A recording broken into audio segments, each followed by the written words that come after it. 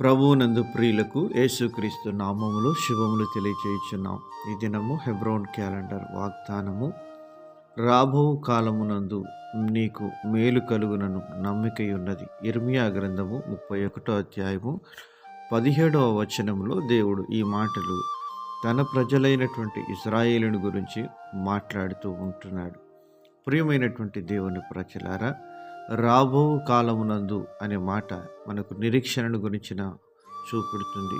కనుక ప్రభువులో మనకు నిరీక్షణ కలిగి ఉంటున్నాం. ఇశ్రాయేలు ప్రజలు నెబుకద్నెజరు సమయంలో బబులోనుకు చెరగా తీసుకొని పోయినటువంటి ఆ యొక్క విధానంలో మరి చెరలో ఉన్నటువంటి తన ప్రజలను గురించి ఇర్మియా ద్వారా దేవుడు పలికిన వాక్కు, మరి పారసిక దేశపు రాజు అయినటువంటి కోరేషు ఏలుబడిలో మరి 1వ అధ్యాయం ఎజ్రా గ్రంథం 11వ వచనం 1 నుంచి 11 వచనాల్లో దేవుడైన యెహోవా మరి యెరూషలేములో తన ఆలయంను కట్టించడానికి నన్ను ప్రేరేపిస్తూ ఉన్నాడని, ఆయన నాకు అన్ని రాజ్యములపై అధికారం ఇచ్చినాడని కోరేషు రాజు మాట్లాడుతూ ఉన్నాడు.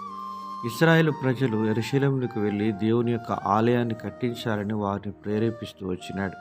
నెబుకద్నెజరు సమయంలో తాను తీసుకొని వచ్చిన మరి వెండి పాత్రలు, బంగారు పాత్రలు అన్నీ కూడా తిరిగి ఇశ్రాయేలీలకు సమకూరుస్తూ వచ్చినట్లుగా చూడగలుగుతున్నాం. ప్రియమైనటువంటి దేవుని ప్రజలారా, దేవుడు తన ఆలయాన్ని కట్టించడానికి కోరేషు రాజును రేపుతూ వచ్చినట్లుగా ఇశ్రాయేలు ప్రజలకు రాబో దినాల్లో మీకు మేలు కలుగునని ఒక నిరీక్షణ దేవుడు అనుగ్రహిస్తూ వచ్చినాడు.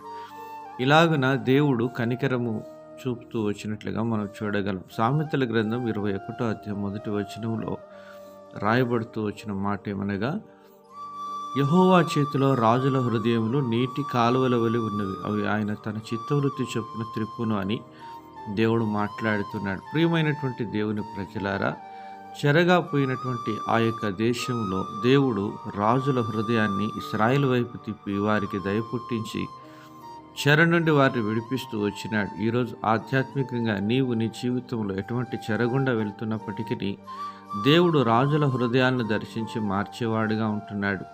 కనుక నీవున్నటువంటి పరిస్థితుల్లో కృంగిపోక, నిరాశపడక ఆయన వైపు చూచి, మరి విడుదలనిచ్చే దేవుని వైపు చూచి మనం మొరపెట్టినప్పుడు తగిన సమయంలో ఆయన నిన్ను హెచ్చించి నిన్ను విడిపించి ఆయన మహిమ పొందుకునేవాడుగా ఉంటాడు.